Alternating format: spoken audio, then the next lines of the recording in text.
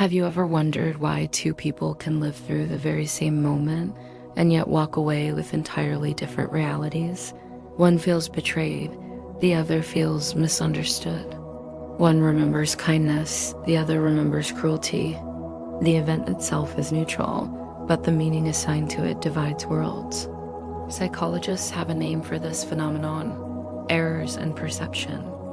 They are the distortions that convince us we are seeing reality, when in truth we are only seeing through the lens of our own mind. And when studied more closely, these errors in perception psychology reveal something profound. The world you experience is not the world itself, but a projection of your expectations, your fears, your memories, and your judgments. Think about it. You have never once looked upon life without interpretation. The glance of a stranger on the street is immediately filtered: friendly, dangerous, indifferent. A silence in conversation is instantly judged. They're angry, they're shy, they're bored. Nothing is simply allowed to be as it is. The mind races ahead, assigning meaning, attaching labels, and shaping the raw fact of reality into a story that feels convincing but is, at its root, imagined. This is why perception is fragile.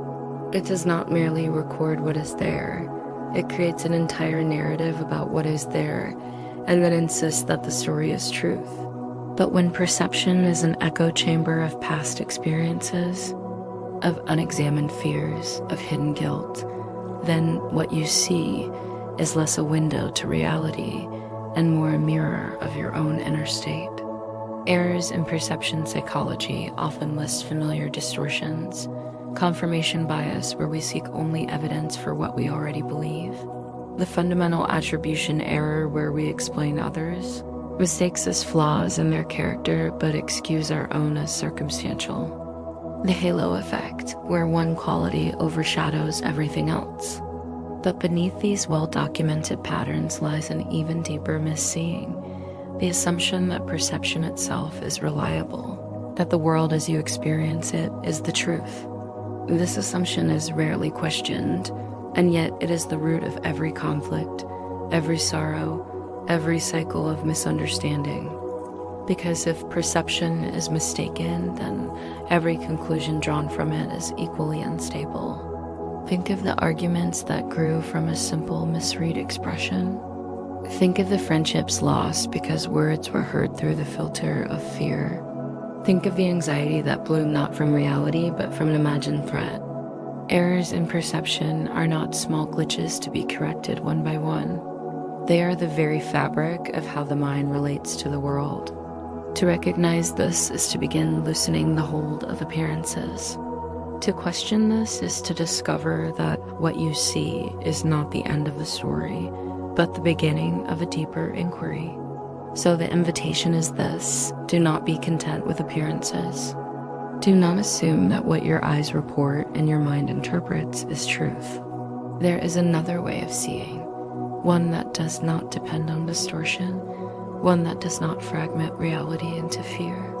But to reach it, we must first expose the errors for what they are: shadows mistaken for substance, echoes mistaken for voice, illusions mistaken for truth.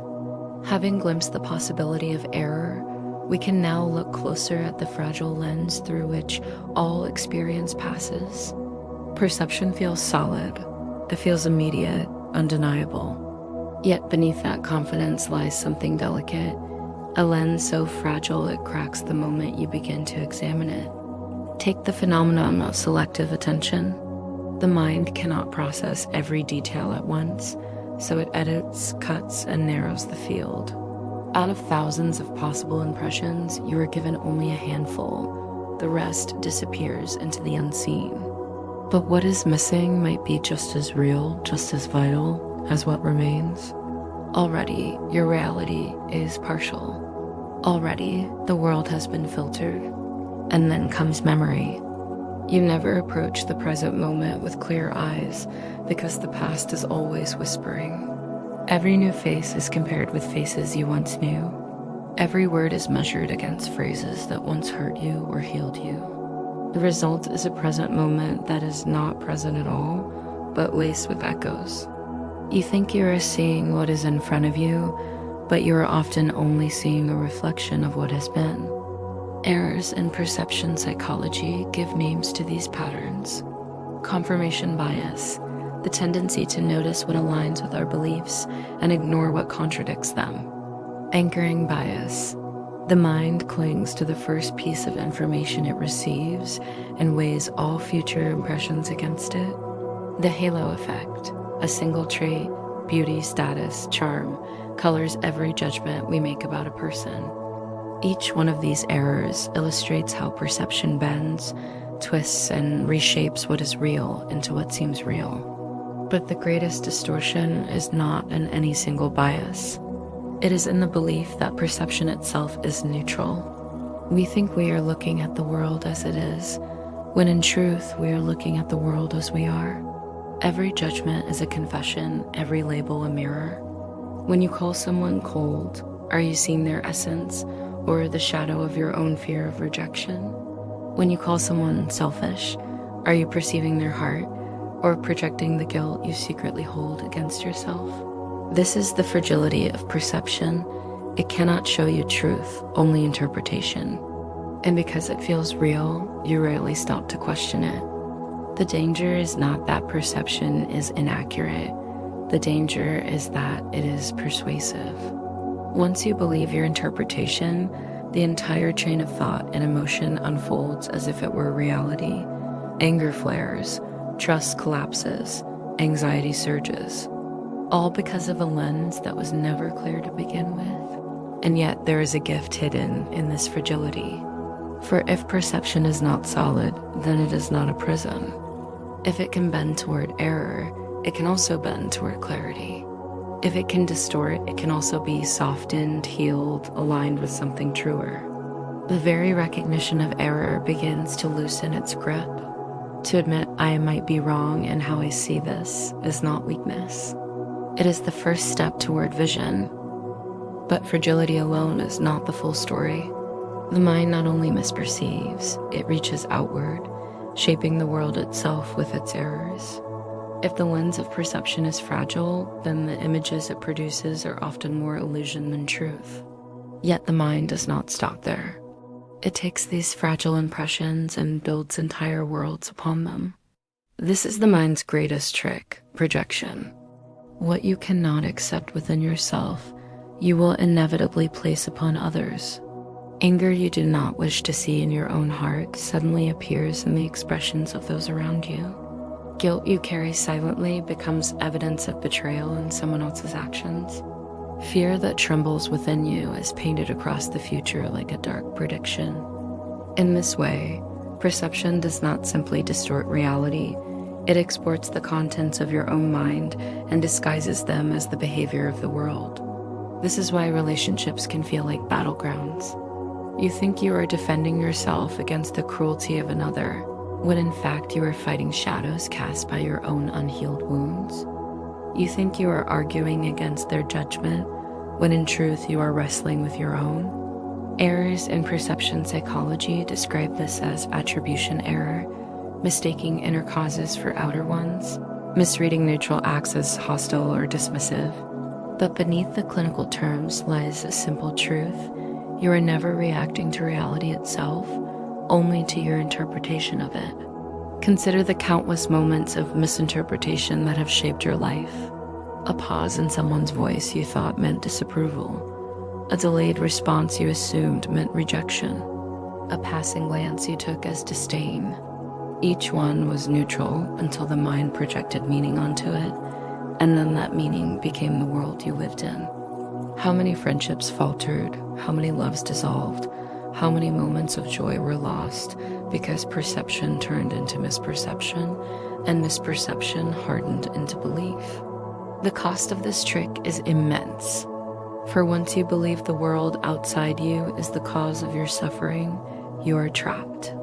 You search endlessly for external solutions, change their behavior, adjust the circumstances, manage every detail. But the root of the pain remains untouched because it was never out there to begin with. It was always within the mind's interpretation. waiting to be seen and released. Projection and misinterpretation are not isolated errors. They form a cycle. The mind projects its fear. Perception returns that projection as evidence, and the evidence reinforces the fear. Around and around it spins, convincing you that the loop is reality itself. Yet the loop is only error, sustained by your willingness to believe it. But here lies the opening. If perception is not fact, then projection is not destiny. If the world you see is merely the echo of your inner state, then a shift within can transform everything. To question your interpretations is to loosen the grip of the cycle. To pause before judgment is to break the loop. To recognize the trick is already to disarm it. Once the errors are seen, a new vision becomes possible, one that is unbound by projection, distortion, or fear. The mind that once wove illusion into every moment can now, for the first time, breathe freely. Recognition is not mere observation, it is the doorway to liberation. Errors in perception psychology show us that reality is rarely as it seems. But understanding this is not enough. The real shift comes when we stop clinging to appearances as truth and allow perception itself to soften. This is not about changing the world outside. It is about changing the way the world is received, moment by moment. Notice the space between stimulus and reaction. In that quiet pause, there is choice. The gaze can settle without judgment. The mind can watch without weaving stories. Where once every glance, word, and silence carried hidden threat or hidden offense, now each moment can arrive as it is, neither enemy nor friend, neither failure nor triumph. It simply is. This is the vision beyond error, a perception liberated from the mind's habitual distortions.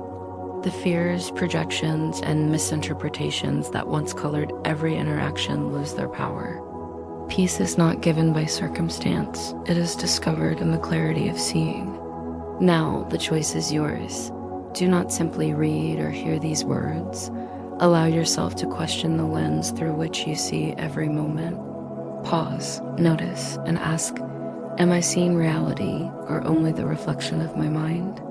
Challenge your assumptions, release your judgments, and begin to witness the world with clarity. Take this moment as your invitation. Observe your thoughts without attachment. Let projections fall away. Allow perception to be light and open. In doing so, you claim the freedom that has always been within reach. Step into this clarity today and watch how the world, once distorted by error, unfolds in truth and peace.